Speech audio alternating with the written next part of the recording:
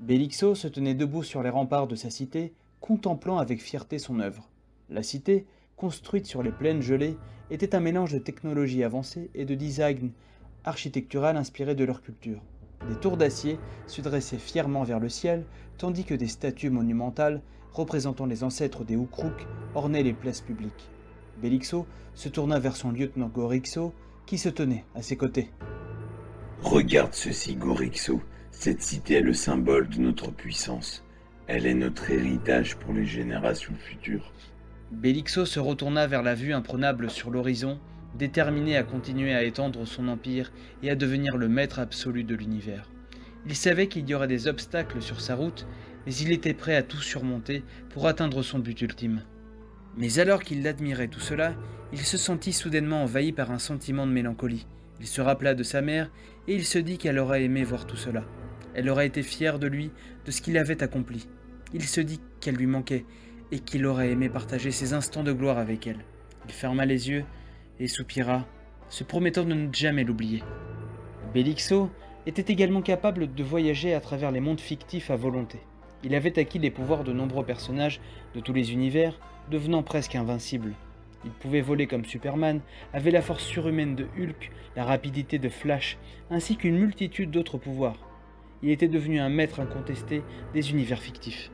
Cependant, Bélixo était hanté par ses visions de lui-même agonisant, avec ces deux hommes debout au-dessus de lui.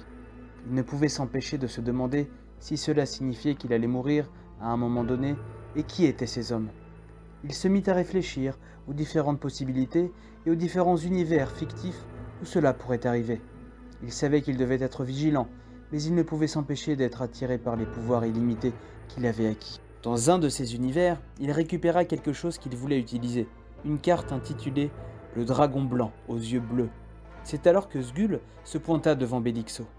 Maître, Stenixo a l'air de se préparer pour une confrontation.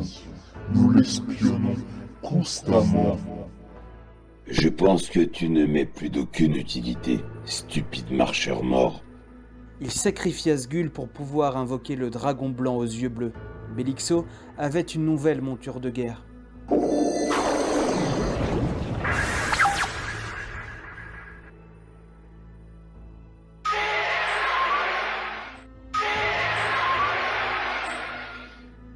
Bélixo se tenait fièrement sur son dragon blanc aux yeux bleus, levant son épée au ciel. Les yeux de tous les Ukruks étaient rivés sur lui, avec une admiration et une peur respectueuse. Mes sœurs, mes frères Ukruks, aujourd'hui marque le début d'une ère nouvelle pour notre peuple.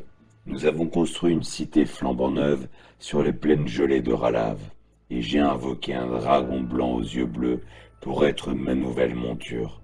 Nous ne sommes plus seulement des chasseurs et des guerriers solitaires, nous sommes une armée. Et avec cette armée, nous allons conquérir de nouveaux mondes et de nouvelles planètes. Nous allons devenir les maîtres de l'univers. Nous allons rencontrer d'autres peuples et d'autres races, et nous les soumettrons à notre volonté. Nous serons respectés et craints, nous serons plus puissants que tout le monde. Levez vos épées et criez avec moi, pour les Ukruks, pour la gloire de Ralave, pour la conquête de l'univers.